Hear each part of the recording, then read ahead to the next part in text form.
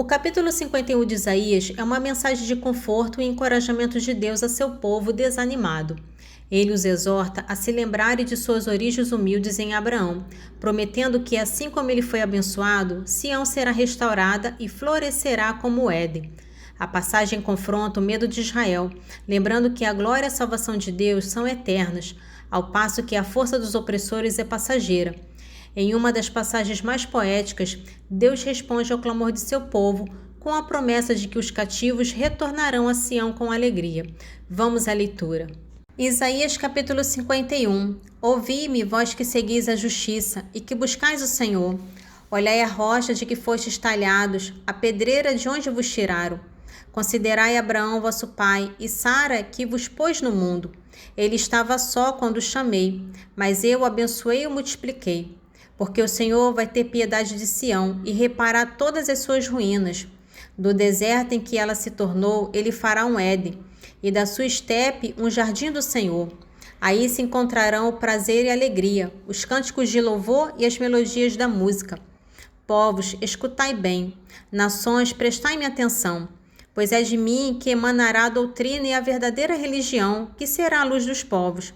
De repente minha justiça chegará. Minha salvação vai aparecer. Meu braço fará justiça aos povos. As ilhas em mim terão esperança e contarão com o meu braço. Levantai os olhos para o céu. Volvei vosso olhar à terra. Os céus vão desvanecer-se como fumaça. Como um vestido em farrapos ficará a terra, e seus habitantes morrerão como moscas. Mas minha salvação subsistirá sempre, e minha vitória não terá fim. Ouvi-me, vós que conheceis a justiça, povo meu, em cujo coração está a minha doutrina. Não temais os insultos dos homens, não vos deixei abater pelos seus ultrajes, porque a traços comerá como uma vestimenta, e os vermes das traças os roerão como lã. Mas minha vitória subsistirá sempre, e meu triunfo persistirá de geração em geração. Desperta, braço do Senhor, desperta, recobra teu vigor. Levanta-te como nos dias do passado, como nos tempos de outrora. Não fostes tu que esmagastes Raabe e fendestes de alto a baixo o dragão? Não fostes tu que secastes o mar e estancastes as águas do grande abismo? Tu que abristes no fundo do mar um caminho, para por aí passarem os resgatados? Por aí voltarão aqueles que o Senhor tiver libertado. Chegarão a Sião com cânticos de triunfo. Uma eterna alegria lhe cingirá a cabeça. O júbilo e a alegria os invadirão. A tristeza e os lamentos fugirão. Sou eu quem vos consola. Como podes temer um mortal, um filho do homem que acabará como a erva? Como esquecer o Senhor teu Criador, que estendeu os céus e fundou a terra, para não cessares de tremer todo o tempo diante da cólera do opressor, que procura fazer-te perecer? Mas de que vale a cólera do opressor? Em breve o prisioneiro vai ser solto, então perecerá no cárcere, e o pão não lhe faltará. Eu sou o Senhor teu Deus, que revolvo o mar e faço rugir as ondas. Eu me chamo Senhor dos Exércitos. Na tua boca coloquei minhas palavras. Com a sombra de minha mão eu te cobri, para estender os céus e fundar a terra, e dizer a Sião, tu és meu povo. Desperta, desperta, levanta-te, Jerusalém. Tu que bebestes da mão do Senhor a taça de sua cólera, que esgotastes até os resíduos o cálice que dá vertigem. De todos os filhos que ela pôs no mundo, nenhum a orientou. Entre os filhos que ela criou, nenhum a segurou pela mão. Esses dois males te sobrevieram. Quem te lastimaria? Saque e ruína, fome e espada. Quem te consolaria? Teus filhos jazem desfalecidos pelos cantos da rua, como um antílope apanhado no laço, tontos com a cólera do Senhor e com as ameaças de teu Deus. Ouve então isto, infeliz, tu que estás embriagada, mas não pelo vinho. Eis o que diz o Senhor teu Deus, que toma a defesa de seu povo. Vou retirar de tua mão a taça que dá a vertigem. Não mais terás para beber o cálice de minha cólera. E eu vou pô-lo na mão dos tiranos, na mão de teus opressores que te diziam, curva-te para passarmos. Quando apresentavas teu dorso com o chão que se calca, como uma rua para os viadantes. O capítulo 52 de Isaías é um hino de triunfo sobre a iminente redenção de Israel. Ele começa com uma exortação dramática a Sião para que se liberte de suas cadeias e se vista com suas vestes de glória. O profeta então descreve a chegada do mensageiro que traz a boa nova de que Deus reina, uma mensagem que fará as ruínas de Jerusalém romper em brados de alegria.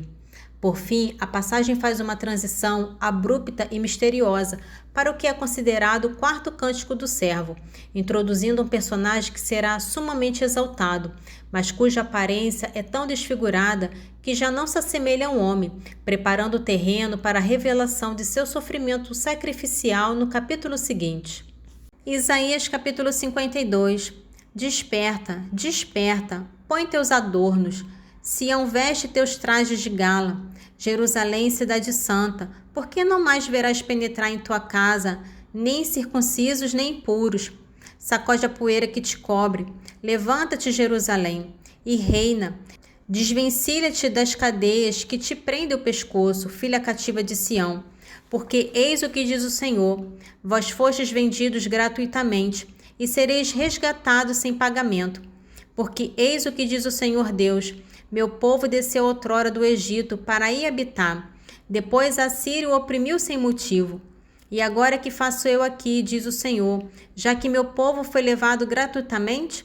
Seus opressores soltam brados de triunfo, diz o Senhor, e meu nome é ultrajado todo dia sem cessar. Por isso meu povo vai saber meu nome. Naquele dia compreenderá que sou eu quem diz, eis-me aqui. Como são belos sobre a montanha os pés do mensageiro que anuncia a felicidade, que traz as boas novas e anuncia a libertação, que diz a Sião, teu Deus reina. Ouve, tuas sentinelas elevam a voz, e todas juntas soltam alegres gritos, porque vem com seus próprios olhos o Senhor voltar a Sião. Prorrompei todas em brados de alegria, ruínas de Jerusalém, porque o Senhor se compadece de seu povo e resgata Jerusalém. O Senhor descobre seu braço santo aos olhares das nações, e todos os confins da terra verão o triunfo de nosso Deus.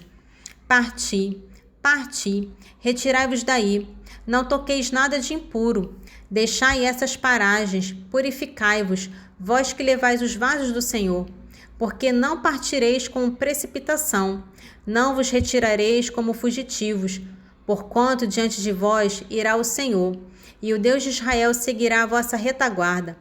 Eis que meu servo prosperará, crescerá, ele se elevará, será exaltado. Assim como à tua vista, muitos ficaram embaraçados. Tão desfigurado estava que havia perdido a aparência humana. Assim o admirarão muitos povos. Os reis permanecerão mudos diante dele, porque verão o que nunca lhes tinha sido contado e observarão um prodígio inaudito. O capítulo 53 de Isaías é a mais profunda e detalhada profecia sobre o sofrimento do Messias. O profeta revela que o servo de Deus não foi desprezado por causa de seus próprios pecados, mas sim por causa dos pecados da humanidade. O texto apresenta a doutrina central da expiação substitutiva. Ele foi ferido por causa de nossas transgressões. Em sua humilhação, o servo se submeteu em silêncio à morte injusta. No entanto, o plano de Deus era que, através de seu sacrifício, ele se tornasse um sacrifício de expiação, que traria a justificação para muitos. O capítulo termina com a promessa da vitória e da exaltação do servo, que intercede pelos pecadores e recebe a sua recompensa por sua obediência até a morte. Isaías capítulo 53. Quem poderia acreditar nisso que ouvimos? A quem foi revelado o braço do Senhor? Cresceu diante dele como um pobre rebento enraizado, numa terra árida. Não tinha graça nem beleza para atrair nossos olhares, e seu aspecto não podia seduzir-nos. Era desprezado, era a escória da humanidade, homem das dores, experimentado nos sofrimentos, como aqueles diante dos quais se cobre o rosto. Era amaldiçoado e não fazíamos caso dele. Em verdade, ele tomou sobre si nossas enfermidades e carregou os nossos sofrimentos. E nós o reputávamos como um castigado, ferido por Deus e humilhado. Mas ele foi castigado por nossos crimes e esmagado por nossas iniquidades. O castigo que nos salva pesou sobre ele. Fomos curados graças às suas chagas. Todos nós andávamos desgarrados como ovelhas. Seguíamos cada qual nosso caminho. O Senhor fazia recair sobre ele o castigo das faltas de todos nós. Foi maltratado e resignou-se, não abriu a boca. Como o cordeiro que se conduz ao matadouro e uma ovelha muda nas mãos do tosquiador, ele não abriu a boca. Por um iníquo julgamento foi arrebatado. Quem pensou em defender sua causa? Quando foi suprimido da terra dos vivos, morto pelo pecado de meu povo? Foi-lhe dada sepultura ao lado de facínoras, e ao morrer achava-se entre ele malfeitores, se bem que não haja cometido injustiça alguma, e em sua boca nunca tenha havido mentira. Mas aprove ao Senhor esmagá-lo pelo sofrimento, se ele oferecer sua vida em sacrifício expiatório. Terá uma posteridade duradoura, prolongará seus dias e a vontade do Senhor será por ele realizada. Após suportar em sua pessoa os tormentos, ele se alegrará de conhecê-lo até o enlevo. O justo meu servo justificará muitos homens e tomará sobre si suas iniquidades. Eis porque lhe darei parte com os grandes, e ele dividirá a presa com os poderosos, porque ele próprio deu sua vida e deixou-se colocar entre os criminosos, tomando sobre si os pecados de muitos homens e intercedendo pelos culpados. Nesse trecho de Gálatas capítulo 5 é a aplicação prática da liberdade cristã. Paulo esclarece que essa liberdade não é uma desculpa para o pecado, mas uma oportunidade para servir uns aos outros por amor, cumprindo assim toda a lei. Ele descreve o constante conflito espiritual entre a carne, que é a nossa natureza pecaminosa, e o Espírito de Deus. Para guiar os Gálatas, ele contrasta as obras da carne, que levam à perdição, com o fruto do Espírito, que é a evidência de uma vida guiada por Deus. O capítulo termina com a exortação para que os cristãos crucifiquem a carne e vivam e caminhem consistentemente no Espírito, evitando a vaidade e a inveja. Gálatas 5, dos versículos 13 ao 26. Vós, irmãos, fostes chamados à liberdade. Não abuseis, porém, da liberdade como pretexto para prazeres carnais. Pelo contrário, fazei-vos servos uns dos outros pela caridade, porque toda a lei se encerra num só preceito: amarás o teu próximo como a ti mesmo. Mas se vos mordeis e vos devorais, vede que não acabeis por vos destruíres uns aos outros. Digo, pois, deixai-vos conduzir pelo Espírito, e não satisfareis os apetites da carne, porque os desejos da carne se opõem aos do Espírito, e este aos da carne, pois são contrários uns aos outros. É por isso que não fazeis o que querereis. Se, porém, vos deixais guiar pelo Espírito, não estáis sob a lei. Ora, as obras da carne são estas: fornicação, impureza, libertinagem, idolatria, superstição, inimizade, brigas, ciúmes, ódio, ambição, discórdias, partidos, invejas, bebedeiras, orgias e outras coisas semelhantes. Dessas coisas vos previno, como já vos preveni. Os que as praticarem não herdarão o reino de Deus. Ao contrário, o fruto do Espírito é caridade, alegria, paz, paciência, afabilidade, bondade, fidelidade, brandura, temperança. Contra essas coisas não há lei, pois os que são de Jesus Cristo crucificaram a carne, com as paixões e concupiscências. Se vivemos pelo Espírito, andemos também de acordo com o Espírito. Não sejamos ávidos da vanglória, nada de provocações, nada de invejas entre nós. A continuação do Salmo 102 é um convite para louvar a Deus não apenas por suas obras de cura e salvação, mas por sua natureza intrinsecamente justa e misericordiosa. Ele faz justiça aos oprimidos e, acima de tudo, nos oferece um perdão tão vasto e completo que nossos pecados são removidos para sempre. Salmo 102, dos versículos 6 ao 12. O Senhor faz justiça, dá o direito aos oprimidos. Revelou seus caminhos a Moisés e suas obras aos filhos de Israel. O Senhor é bom e misericordioso, lento para a cólera e cheio de clemência. Ele não está sempre a repreender, nem eterno é o seu ressentimento. Não nos trata segundo os nossos pecados, nem nos castiga em proporção de nossas faltas. Porque tanto os céus distam da terra, quanto sua misericórdia é grande para os que o temem. Tanto o Oriente dista do Ocidente, quanto ele afasta de nós nossos pecados. Nesse trecho do capítulo 18 de Eclesiástico, é uma meditação sobre a majestade de Deus e a pequenez do homem. O autor declara que a sabedoria e as obras de Deus são inalcançáveis para o ser humano que não pode compreendê-lo plenamente. A passagem contrasta a eternidade de Deus com a brevidade da vida humana, que é insignificante em comparação. No entanto, o autor ressalta que nossa existência é um testemunho da imensa misericórdia de Deus. A conclusão é que Deus, em sua misericórdia, não nos abandona, mas adverte com seu juízo para que possamos nos arrepender e encontrar o seu perdão. Eclesiástico capítulo 18, dos versículos 1 ao 12. O Eterno tudo criou sem exceção. Só o Senhor será considerado justo. Ele é o Rei invencível que permanece para sempre. Quem será capaz de relatar as suas obras? Quem poderá compreender as suas maravilhas?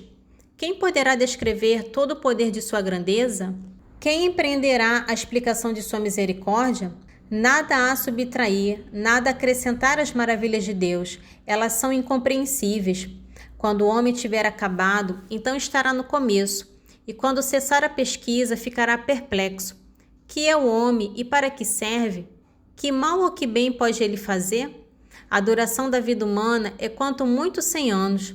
No dia da eternidade, esses breves anos serão contados como uma gota de água do mar, como um grão de areia.